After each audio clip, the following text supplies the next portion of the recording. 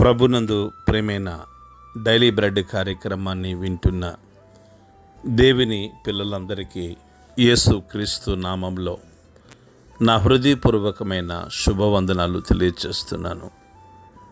June 20వ తేదీ ఉదయకాలమున daily bread పరిచర్యలో మనమందరము కలుసుకున్నట్టుకై కృప చూపించిన దేవునికి మహిమ కలుగునుగాక. ఆమేన్. డైలీ బ్రెడ్ కార్యక్రమాన్ని వింటున్న సహోదరి సహోదరులారా, మీరందరూ బాగున్నారు కదూ? ప్రభు యొక్క అపారమైన కృప మీ అందరి ప్రార్థన సహకారంతో నేను క్షేమం. ప్రతిదినం ఈ డైలీ బ్రెడ్ పరిచర్య ద్వారా మేమెంతగానో దీవించబడుతున్నామో అని మీరు తెలియచేస్తున్న స్పందనను బట్టే దేవునికి మహిమ కలుగునుగాక. ఆమేన్. డైలీ బ్రెడ్ కార్యక్రమాన్ని వింటున్న సహోదరి సహోదరులారా, మనము ప్రతిదినం ఈ పరిచర్యలో తెలంగాణ రాష్ట్రం మహబూబాబాద్ జిల్లాలో ఉన్న మండలాలలో ఒక్కొక్క మండలం కొరకు మనం ప్రార్థిస్తున్నాం. నేటి దినం కొరకై మనము ప్రార్థించవలసిన మండలం మహబూబాబాద్ జిల్లా కొత్తగూడ మండలం. ఈ కొత్తగూడ మండలంలో మొత్తం 38 గ్రామాలు ఉన్నాయి. ఈ 38 గ్రామాల్లో ఉన్న ధనవంతులు, బలవంతులు, రాజకీయ నాయకులు, కమ్యూనిస్టులు, హేతువాదులు ప్రతి ఒక్కరూ రక్షణ పొందినట్లుగా మనము ప్రార్థన చేద్దాం. దయచేసి కండ్లు మూసుకునండి. మహాగణుడైన మా తండ్రి, గొప్ప దేవుడా, మీకు వందనాలు చెల్లిస్తున్నాం. ఈ ఉదయకాల సమయంలో డైలీ బ్రెడ్ పరిచర్యలో మహబూబాబాద్ జిల్లా కొత్తగూడ మండలం కొరకు, ఈ మండలంలో ఉన్న 38 గ్రామాల కొరకు ప్రార్థిస్తున్నాం. తండ్రి, ఈ 38 గ్రామాల్లో ఉన్న ధనవంతులను, బలవంతులను, రాజకీయ నాయకులను, కమ్యూనిస్టులను, హేతువాదులను దర్శించండి. గొప్ప దేవుడా, ఈ మండలంలో గొప్ప ఆత్మ సంబంధమైన ఉజ్జీవాన్ని మీరు లేవనెత్తి, మీరు మహిమ, మీరు ఘనత, మీరు ప్రభావమును పొందుకొనుమని యేసు నామములో ప్రార్థిస్తున్నాము తండ్రి. ఆమేన్. డైలీ బ్రెడ్ పరిచర్యలో నేటి దినము కొరకై సిద్ధపరచబడిన దేవుని వాక్యం లూకా సువార్త 11వ అధ్యాయము 52వ మాట నుండి 54వ మాట వరకు చదువుతున్నాను. దయచేసి ఆసక్తితో వినండి. ఇంతటితో లూకా సువార్త 11వ అధ్యాయము పూర్తవుతుంది. దేవుని వాక్యం. అయ్యో ధర్మశాస్త్రోపదేశకులారా, మీరు జ్ఞానము అని తాళపు చెవిని ఎత్తుకొని పోతిరి. మీరును లోపల ప్రవేశించు వారిని అడ్డగింతురని చెప్పెను. ఆయన అక్కడి నుండి వెళ్ళినప్పుడు శాస్త్రులను, పరిసయ్యులను ఆయన మీద నిండా పగబెట్టి ఆయన మీద నేరము మోపవలనని ఉండి, ఆయన నోట నుండొచ్చు ఏ మాటనైనను పట్టుకున్నట్టుకు పొంచి వెతుకుచు చాలా సంగతులు గూర్చి ఆయనను మాటలాడింపసాగిరి. ప్రభు మన వెనికిడిలో ఈ మాటలు దీవించునుగాక. ఆమేన్.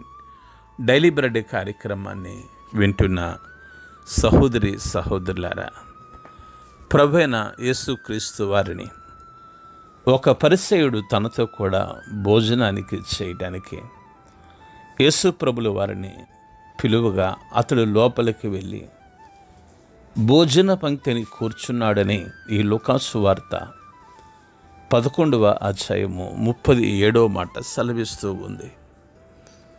ఆయన భోజనముకు ముందు స్నానము చేయలేదని ఆ పరిసయ్యుడు యేసు ప్రభుల వారిని చూసి ఆశ్చర్యపడినట్లుగా గత దినాలలో మనము దేవుని వాక్యాన్ని ధ్యానిస్తూ వచ్చాం. అందుకోసం ఆయన పరిసయ్యులతో ధర్మశాస్త్రోపదేశకులతో, శాస్త్రులతో అనేక విషయాలు ఆయన ఖండిస్తూ హెచ్చరిస్తూ వచ్చారు.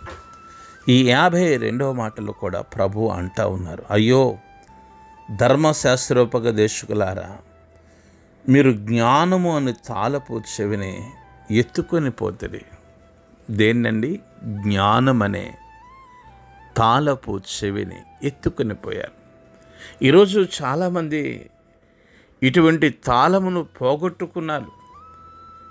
కుటుంబాన్ని కట్టుకోవడానికి జ్ఞానం కావాలి. ఈ సమాజంలో జీవించడానికి ఆత్మ సంబంధమైన జ్ఞానం కావాలి. అందుకే వాక్యం సెలవిస్తుంది సామెతల గ్రంథంలో, జ్ఞానురాలు తన ఇంటిని కట్టుకుంటుంది, మూఢురాలు పెరికి వేసేస్తుంది. ఆయన ధర్మశాస్త్రోపదేశకులతో అంటున్నారు, అయ్యో మీరు జ్ఞానమని తాళపు చెవిని మీరు ఏం చేశారు? మీరు ఎత్తుకొని పోతిరి, మీరును లోపల ప్రవేశింపరు, ప్రవేశించు వారిని అడ్డగింతరని చెప్పారు. లోక సామెత చెప్పాలంటే, అమ్మ పెట్టదు, అడుక్కు తిననివ్వదు. వారు ప్రవేశింపరు, ప్రవేశించే వారికి అడ్డుగా ఉంటున్నారు. ఎందుకంటే వారు జ్ఞానము అనే తాళపు చెవిని ఎత్తుకుపోయారు కనుక. యేసు ప్రభుల వారి వాక్యం చెప్తున్నప్పుడు, ఆయన అక్కడి నుండి వెళ్ళినప్పుడు శాస్త్రులు, పరిసయ్యులు ఆయన మీద నిండా పగబట్టి ఆయన మీద నేరము మోపవల నుండి ఆయన నోట నుడుచు ఏ మాట నన్ను పట్టుకున్నట్టుకు పొంచి వెతుకుచు చాలా సంగతుల గురించి ఆయనను మాటలాడసాగారు. గమనించండి, శాస్త్రులు, పరిసయ్యులు ప్రభువైన యేసుక్రీస్తుల వారి మీద పగబట్టారు.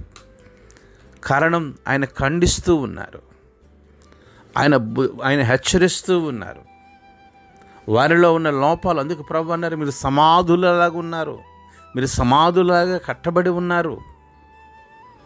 డైలీ బ్రెడ్ కార్యక్రమాన్ని వింటున్న సహోదరి సహోదరులారా, ఈరోజు సేవకులు ఖండించే వాక్యం చెప్తే, సేవకులు గద్దించే వాక్యం చెప్తే, సేవకులు హెచ్చరించే వాక్యం చెప్తే, సేవకులు మందలించే వాక్యం చెప్తే చాలామంది పగబడుతూ ఉన్నారు.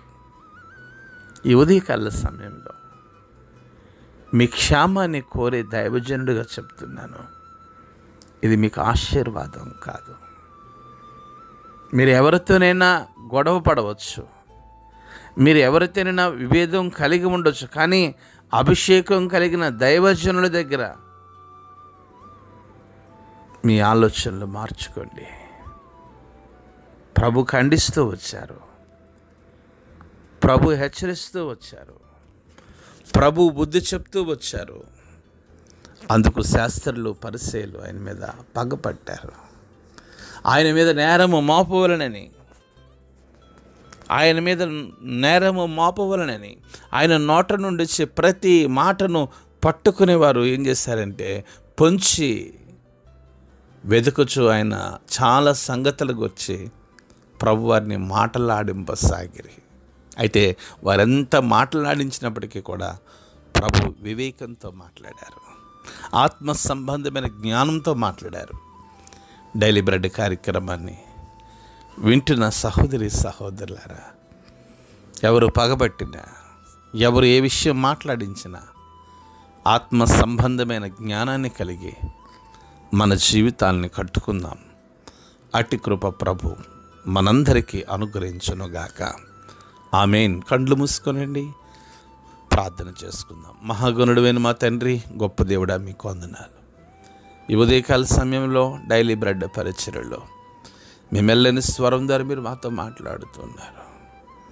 దేవా, జ్ఞానం అనే తాళపు చెవిని ఎత్తుకునే పోయేవారుగా ఇంకా మేమున్నామేమో, ఇతరులకు అడ్డుగా మేమున్నామేమో, మమ్మల్ని సరిచేయండి. దేవా, ఎవరి మీదైనా పగ మా హృదయంలో ఉంచుకున్నామేమో, మమ్మల్ని క్షమించండి. కృపగలిగిన తండ్రి, ఈ ఉదయకాల సమయంలో డైలీ బ్రెడ్ కార్యక్రమాన్ని వింటున్న ప్రతి బిడ్డను మీరు దీవించి ఆశీర్వదించమని యేసు నామములో ప్రార్థించి అడిగి వేడుకుంటున్నాము తండ్రి. ఆమేన్. డైలీ బ్రెడ్ పరిచర్య నుండి మీ ప్రియ సహోదరుడు brother K Ramesh Babu, God's Law Ministries, Vijayawada. దేవుని కొరకు ఖర్చు పెడదాం, దేవుని కొరకు ఖర్చు అయిపోదాం. Thank you. Praise the Lord. God bless you all.